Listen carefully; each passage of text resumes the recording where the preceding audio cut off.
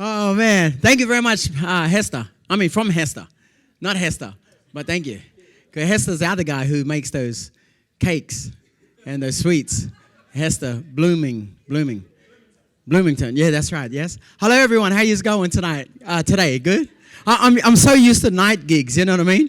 And that's why I always often say night, you know, and I probably sound a bit like a vampire. I want to acknowledge my good friend, Michelle DeJong as well. Give a big round of applause. One more time. Yes! Oh, my God. Oh, gee, yeah. We all grew up in Townsville, North Queensland. I probably thought I'd explain a little bit about my upbringing because, you know, sometimes you might just go, he just does the jokes and all that kind of stuff, yeah? And I thought I might just explain my family background, you know, because that way, you know, because when I travel around, actually no one knows where I come from, you know? Some people go, where are you from? You know, they think I'm from, you know, Broome, or then they go, are you from, you know, Wagga Wagga or something like that, you know? I go, what made you say that? No jokes. So I'm going to get to that point, okay? I will bring it up. Hey, and you know, and before I start, I'd like to acknowledge country and stuff like that as well, yeah? And because, you know, I've been living here 29 years in Sydney, and I actually live just across the corridor. I live here, actually. I thought nurses had no money, you know what I mean? And I walk up in there, and I was like, what, the Sheridan? You sure it's not at the Ibis, you know? Yeah. Yeah, what? The Sheridan on the Park. I thought the doctors had all the money, yeah? But you guys are smart because that's who's paying the bill, the doctors, yeah? And then I felt really like, you know, you kind of feel like a fish out of water, like kind of like scenario. And I walked in here and I was like, oh, jeez, you know? And the guy was looking at me thinking, no, cleaning windscreens here type of thing, you know? Damn it, that windscreen looked dirty, yeah? And I kind of felt like, and then the lady goes, level 2. So I went up to level 2 and damn, it's like a mission up here. Everyone like weaving and stuff like that. And there's some Devon over there and all we need is chucking some dogs, yeah? And I was like, man, I feel at home, yeah? Jokes, that's a joke. That's just jokes, okay? Relax. We just muck around, okay? All right. Damn, I'll take your shoes off too, yeah? Man, it's so good. Like, I think you guys have taken over the Sheridan. It's so good. I love it. When I walked out, I go, now that's what I like to see. Everyone just waving and, you know.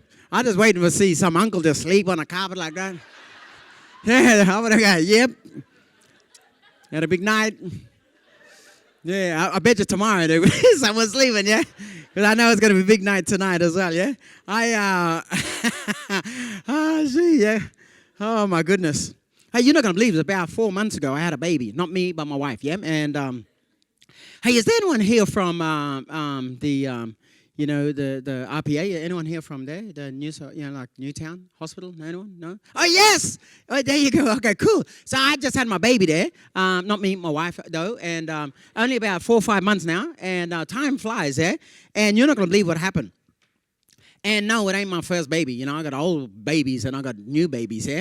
And it's kind of almost like a grandchild because my old baby's like 25, you know, still asking for money, you know, and things like that, yeah? Yeah. Oh, my goodness, yeah? But they're funny, you know, like you kind of almost like your friend. And my new baby is like this. And I thought I'd do everything right because, you know, I had 6 babies, well, 5 and counting this one, 6 baby, you know, and that things like that. And I thought I'm kind of, you know, I'm like the hands-on type of guy, you know, like, you know, and I remember like, you know, and you're probably wondering, where did you have the baby, you know? And we had a kind of like it was almost like in a birthing center, like a house, you know? And the room was probably about the half the size as this. Has a massive lounge and spa bath and TV, big flat screen. And you open up the cupboard and it's got cornflakes and everything. And I was like, man, yeah. And you probably thinking, where did you have a baby? Well, people like myself and Celine Dion, this is where we go, yeah? And and I remember like the bed. The bed was huge, and it was like a massive bed. I might have been like a extra large king size bed, yeah. And it was there, and I think it had about you know, all these pillows, you know. And I was playing with the bed like zzz, go put it down, zzz, come back up, zzz, go back down. It was almost like Dr. Dre, you know, what's up, you know, zzz, go back down, go back.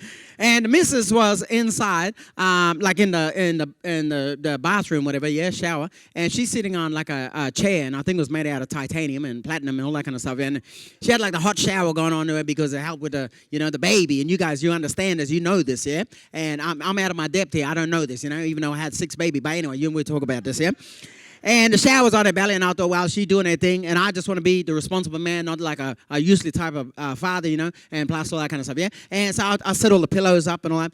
And the wife, this only happened like 4 or 5 months ago, yeah? The wife, as she come to, close, and I had like a warm, facial rag, ready, just so I could wipe her forehead, and I had all the rehearsal, like breathe, and all that kind of stuff, and breathe, all that kind of stuff, I was all ready, because I had like 6 babies, yeah?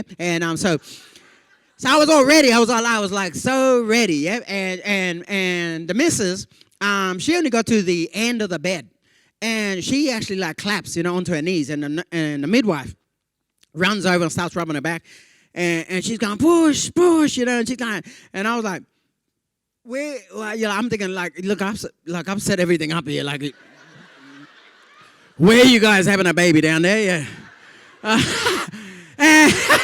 And the midwife gave me this look. It's a look that that men get, And we don't just get it but we get it from our daughters too, our moms. There's a certain look that, and she's looking at me and I go, well, where are you having a baby? Like, I got all the pillows up here. I know you like all the pillows. They've got like 27 pillows up here, and I got it all ready up here, yeah?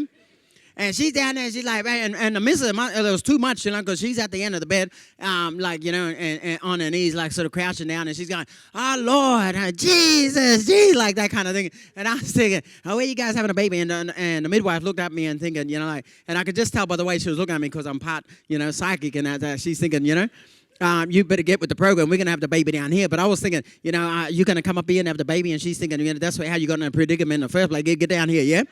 That kind of thing, yeah? And I kind of felt useless there. And she's going, Jesus, and I didn't know what to do, So I reached over and I gave her my hand, and she's squeezing the hell out of my hand, And I didn't want, and the midwife gave me that another look, It was like she was going through some sort of midwife crisis. But anyway, we'll talk about it. But anyway, so sorry about it. I had to just throw that in there. It just came in. I don't know where it came from, but it's just in there, okay? And so I threw it in there, and basically, I didn't know what to say, because she's going, Jesus, and she grabbed that hand. That's right. She grabbed that hand, and I had this hand free. And I just, I didn't know what to do, so I just put my hand on her forehead, and I said, in the name of Jesus, baby Sean just come out, yeah, bam. And we had a baby, yeah. So I grew up in Townsville, and as you know, I went to school there. And I went to a Christian Brothers school. And my parents, I want to tell you about my parents. My dad was born 1920 on an island off the coastline of Townsville. No, not Magnetic Island, the tourist island. There's the other island behind it, Aboriginal Reservation Island, Palm Island. And Palm Island was set up in 1918. And all my family were the original family who was sent there from the rainforest. And our original mission was in a place on the mainland called Mission Beach, just, in between Cairns and Townsville. And still to this day, it's called Mission Beach.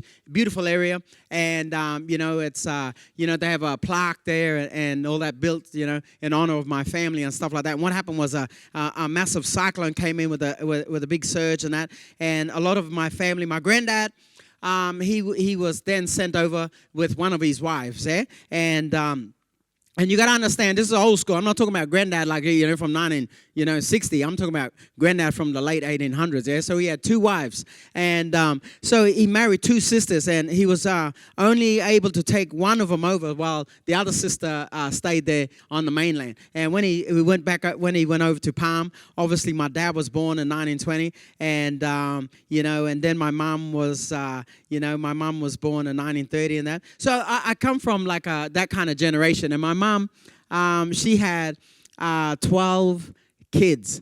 And so it was 7. I have 7 brothers and 4 sisters. And if my oldest brother was alive today, he'd be 70, yeah, or 71. So I kind of come from a very old school type of generation. So sometimes if I see someone, I don't know whether to call them, like if I see someone with a big beard, or, I don't know if they're hipster, or I just call them uncle, I don't know, yeah? And I just sort of wait till they order a soy latte, then I go, they're hipster, yeah? So Basically, I'm quite, I'm kind of old myself. That's what I'm trying to say. Yeah. So so I grew up in Townsville. My family come from Palm Island, but I don't want you to get it mixed up. We're not from Palm Island. We were all sent there in the olden days, and my mom's father comes from Cape York, and he represents Laura and all my family around there, the Yalanji crew as well. And Yalanji people are very famous. There's quite a few of us, yeah. But Palm Island is a very tough island, we'd go over and visit all the family, and about 4,000 Aboriginal people on there, about 2,000 our family, yeah. And my family's there, which is quite a big family, and a lot of really good boxers actually came from this island, and because I came from a boxing family, believe it or not, which is quite funny, because my granddad boxed, my uncle Dougie Sam boxed in the Commonwealth Games in the 80s, and a lot of my brothers, we all had to box, and even me, I had to box as well, yeah. And I probably wasn't the best boxer or anything, but because I wanted to dance, and things like that. I wanted the other things, yeah. And we also have, who else is from the island? Well, there's a few people from this island, yeah. And half of my brother and sister were all born on the island, and then we came off the mainland, lived in Townsville, and that's why we grew up in town. That's why big concentration of us all there, and we're Townsville, but we're also Palm Island people too. But we identify with that, but we also identify with our where we're originally from as well, yeah. And that's our tight knit group and our community as well, So I went to school there.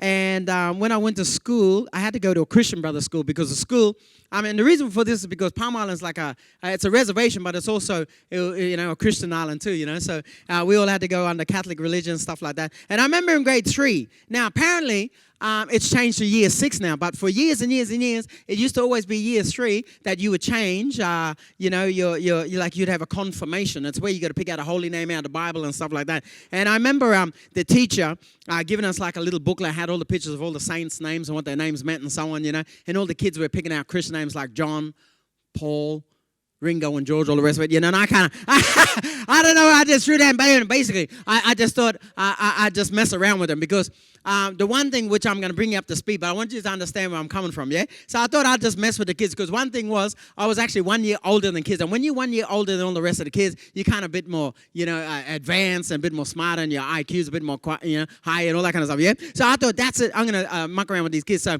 I thought, it's kind of like when you pick out a holy, and I was thinking, it's almost like someone taking you to a car yard and saying, hey, you can have any car you want. And I was thinking, why mess around second-hand cars when you can actually have the best car? You know what I mean? So for my Christian name, I put down the best Christian name there is. I put down Jesus. That's right. Yeah. Yeah. And I waited last till all the kids handed their names. And I went up and I showed the teacher what name I chose.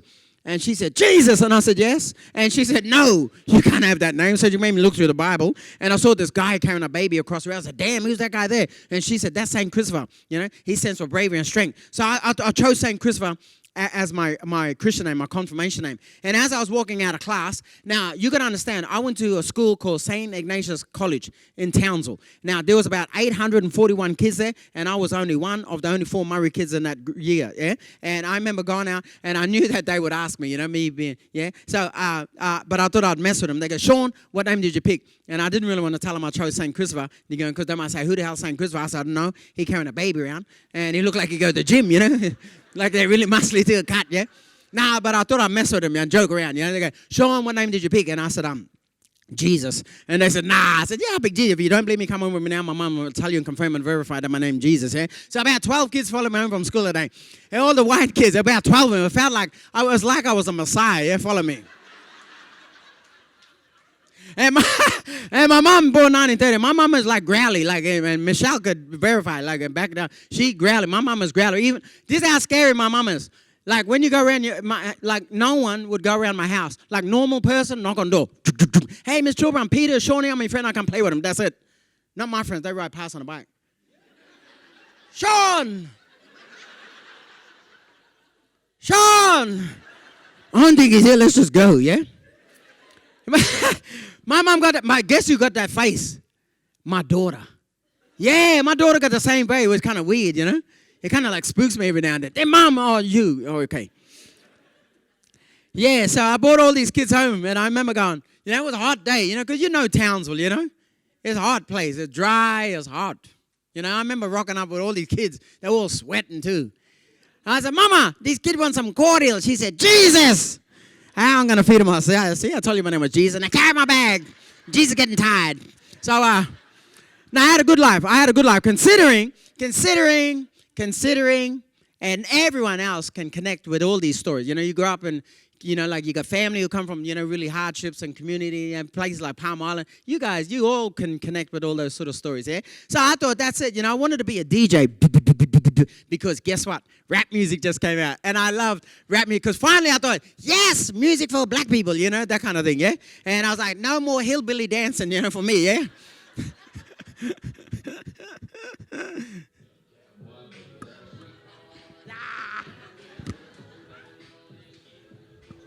Yeah. I love country dance, yeah? No, but what happened was I couldn't get a job in a place in Townsville.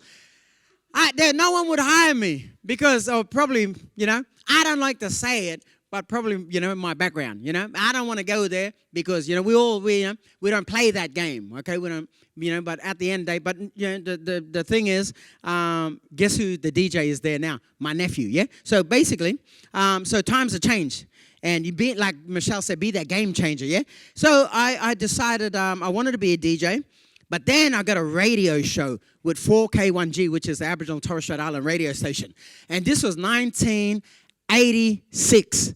And it's quite funny because sometimes when I go to a place and they'll show me how to turn on a microphone, and I think in my head, damn it, I know a microphone. I've been working in 1986, 1983. I know a microphone, yeah? But they always go. But so I started DJing, and they gave me a radio show. And they said, Sean, we want you to do a radio show. Now, I used to work at 4K1G for 2 whole years from 9 to 5. What's that Dolly Parton song? But anyway, you know what I mean? And I worked for free. For 2 whole years, I would drive there, put Brill cream on my hair, ride on a bicycle all the way there, and I would get there. I had that one pants rolled up so that thing don't get caught up in the chain. I'd done all that. And I'd rock up there and I'd be ready for a job, And my nephews they're the first people who started radio in this country. Billy and Mickey Thaiday. They started the whole media business. They're the guys who kicked it off and started up. So they were my trainers, even though I'm their uncle. But anyway, we'll get back to it. So they gave me a radio show and they said, Sean, we're going to give you a radio show. And I was like, I was like that. And they said, 5-hour radio show on a Saturday. Now, what young person going to work on a Saturday for 5 hours? From 12 o'clock to 5 o'clock, Who in their right mind, and for free? Not even any money. But I want to just DJ. That's what my thing. Walked in there, and they gave me a 5-hour show playing country music. And I was like, what? But then I thought, it's like that old saying, when someone give you lemons, you make passion fruit or something. So I thought, I'm going to do that. So I would play the radio. And everyone, all the old people listen to radio. They love country music. Our old people like it. I like country music too. But so I get the record. I thought, that's it. I'm going to start mixing and scratching this like a hip-hopper, okay? Okay, this next song is Kenny, Kenny Rogers, and Dolly, pardon, with Palm Islands in the stream. And they go, did he say Palm Island? So I would mix and I thought, well, I did the radio for a little bit. And then someone mysteriously sent me an application to join a dance school in Sydney. That's what brought me down here. Because I was thinking, well, I can't get no job in Townsville. I was working for 2 years for free, even on a Saturday morning, like 6 days a week. And then I thought, they sent me an application. And I never even wanted to be a dancer, And they sent me an application. I thought, man, I'm going to go. 2 weeks, I'll be back. I told everyone, I'll be back. 29 years I've been here, yeah? Yeah. 29 years, 6 kids, all that kind of stuff, yeah? And I came down and I went to the NAISDA, the Aboriginal Islander Dance Theatre. And I watched all these dancers doing ballet and jazz and, that kind of stuff, Then I'd mix it up with traditional dance, And I thought, man, I can do this. I like this, And I loved it. So I did classes. And I joined the NAISDA dance school. And I was working from, we'd go to the dance school around 8:30. We'd start class at 9, finish by about 5. I would walk all the way home from Glebe to Leichhardt, Tony Mundine Hostel. I'll go have a quick dinner because I knew to get further or get ahead, you got to do some extra class. So as soon as I finished dinner, I'd quickly run out the front, get on a bus, the 470, and head back in the city and take up more ballet class and jazz and all that kind of stuff, yeah? And I sort of, and then, believe it or not, I did 3 years of NASA. Now, you actually meant to do 5 years. It's equivalent to doing I don't know, doctor or something, yeah? Or like 1 year off of psychology, all that kind of stuff, yeah? And I thought, 5 years. And then what happened was I only did 3. And then I was very lucky, and I got asked by one guy who ran one of the world's greatest dance companies in the world, Stephen Page. And he said to me, Sean, we want you in Bangarra. And I was like, what? He goes, yes, can you do this? And I said, yes. So you know how many times I practiced that? So I took out Bangarra, and here I was doing all this dancing, yeah? Man, it was funny. It was crazy. And I don't know if tonight, if anyone wants it, because I resemble like a black Patrick Swayze.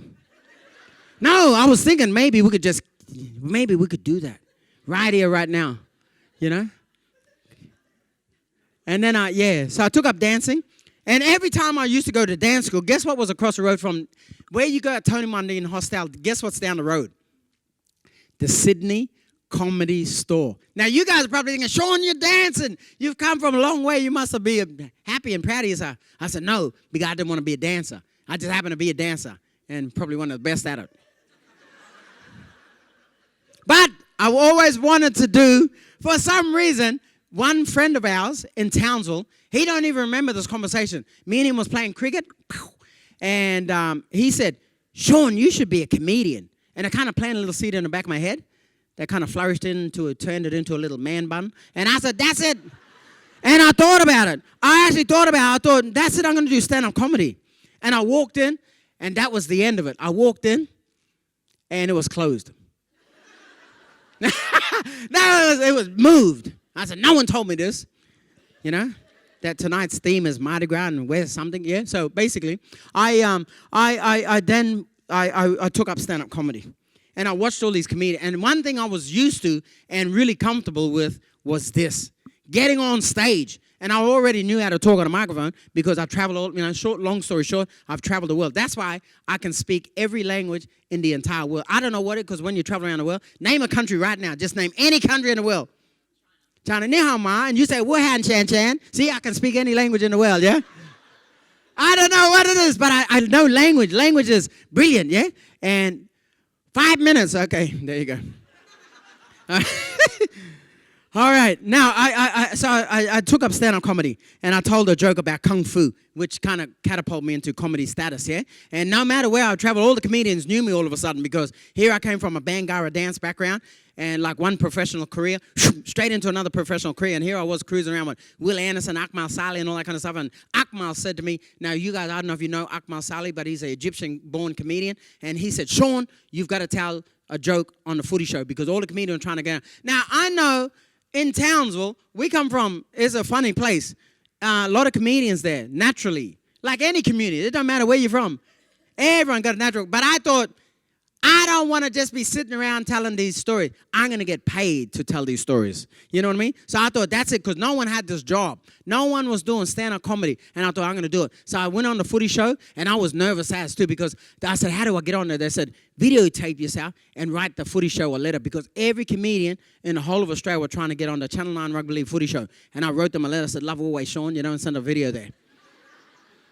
And they seen it. And I was driving along in my 1993 Commodore station wagon, because that's our roll. And you're not going to believe, guess who rang me on the Monday? I sent that video off on the Thursday afternoon. Guess who rang me on the Monday? The president of China.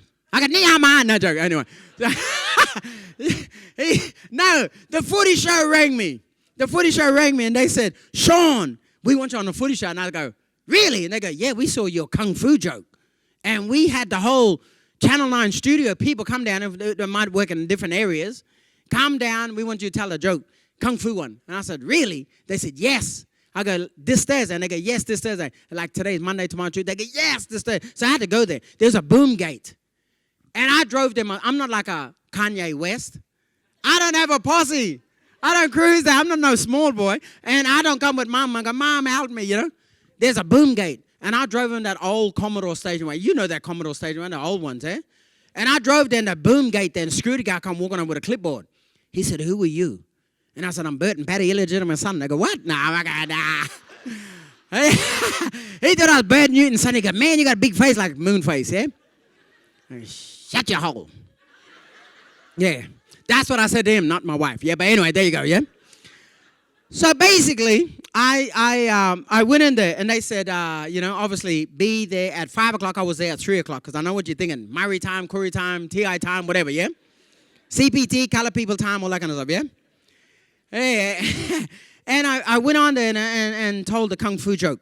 And ever since then, it kind of catapulted to create and open the doors for every black fellow. Because every black fellow goes, even still today, like this morning, one young kid goes, "I want to be a comedian like you." And I just wrote back, "Shut your hole," you know? I said, no, I don't know. I just joking. I just go, no, like, basically I go, do this and do that and all that kind of stuff, yeah? And, and I just said, so it kind of opened the door. So every comedian you see these days, because they all saw someone do it, and I thought, that's it.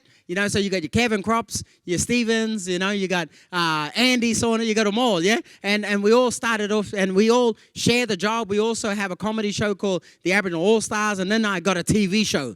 And then one after the TV show, it kind of catapulted every comedian into their own little thing, but we all come back and we all share the work because we believe in, like not putting everyone down and go, "Damn, they're telling my jokes," that kind of thing. But basically we thought we'd just lift each other up and be that brotherhood and shake your hands or sister, because a lot of the sisters are doing the stand-up comedy as well, and we share the work out. Like if someone goes, "We're looking for a comedian," and we go, "Damn, you got to get Steph. She is brilliant. Steph Tisdale, get her," or Cheryl Lee Hood, or whoever the girl might be, or the brother might be, yeah? So we kind of create into that. And then from that, you guys are probably thinking, what's next, Sean? You had a radio show, you had a TV show. What's next? And you're not going to believe this. Guess what's next? I have a book coming out. And guess what the book is called? It's called, you guessed it, 50 Shades of Black. Yeah, because in the book, because what happened was in this business, you do this.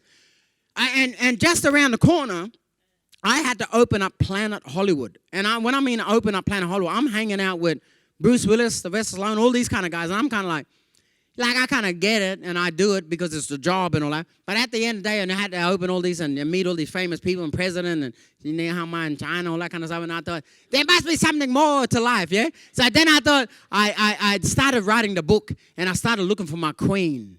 And when I first met my queen, but when you start like this, and you have to write a book about, your queen, you have to start within yourself. And that's the hard part. You have to really, bring it out. You're like, and I feel I can talk to you guys because I feel we're close to the seating arrangement, to the stage and all that kind of stuff. And my first ever girlfriend, she broke my heart because I was about 12 years old. And she broke my heart and I was crying listening to Lionel Richie.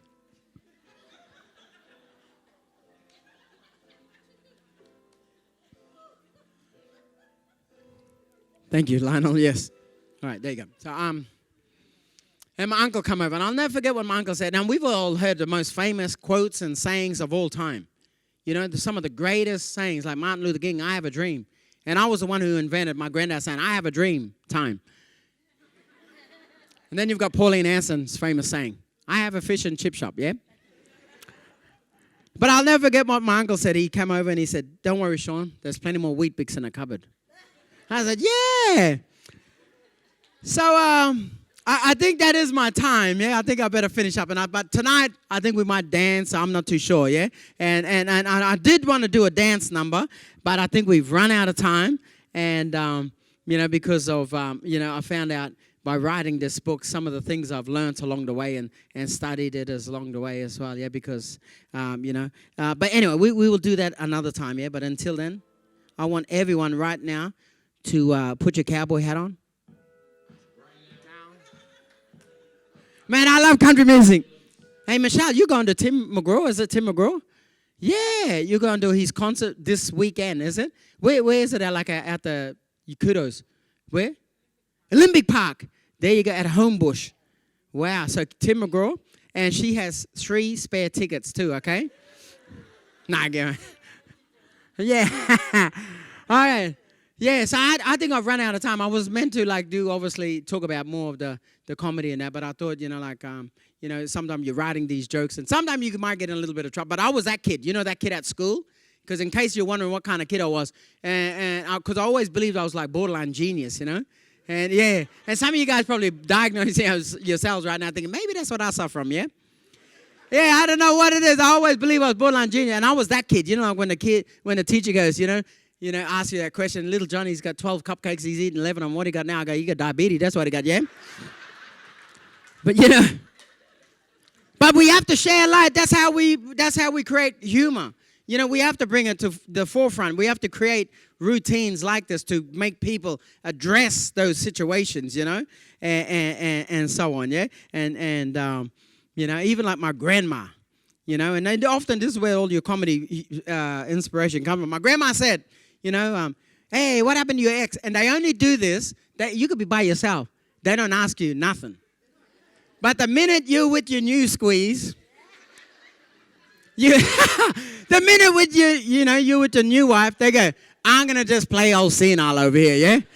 I'm going to call her Betty. No, her name is Jody, yeah? And they go, yeah, what happened to your ex? I go, same thing happened to your teeth, yeah? And we fell out.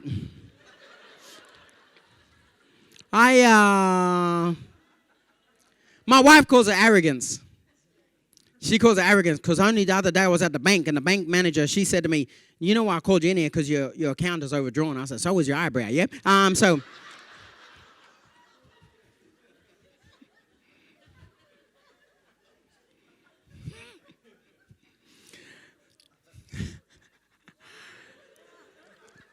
Now, there's probably a million more we could tell, okay? But I think I might just stop it right there. Thank you, Mel Robinson, for having me here tonight. And also, I'll be the co-MC with Miss Dory.